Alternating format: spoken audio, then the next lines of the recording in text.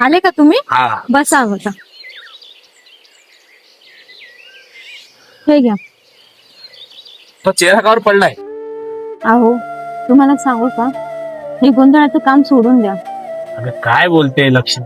अरे आपली सरस्वती बाळा ही. अहो बरं एक काम सगळं कर, खरं आहे. माझी पोरगी कुठे आहे? झोपली ती. तिला घेऊन मला. मी रात्रभर कार्यक्रम करून थांबू. तिला चेहरा मला पाहिजे. हो तिला आहे, आणतो. पण मी काय सांगते ऐका तू अगोदर तिला घेऊन ये, मग बोलू आपण.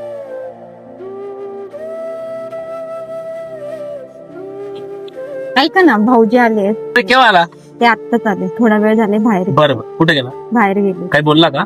हा ते बोलत होते की बॉ दादाने गोंधळाचं काम सोडावं.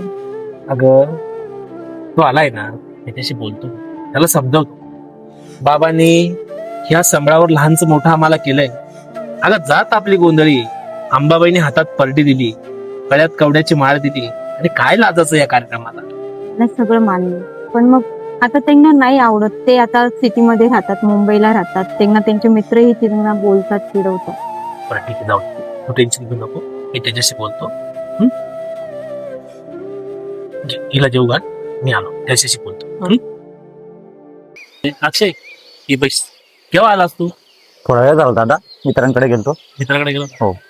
काय झालं? काय नाही.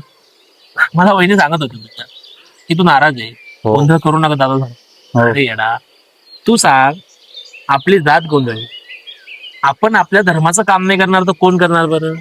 मला मान्य, तू सिटीत राहतो, सिटीचा मॉल बघून तू बदलला असता.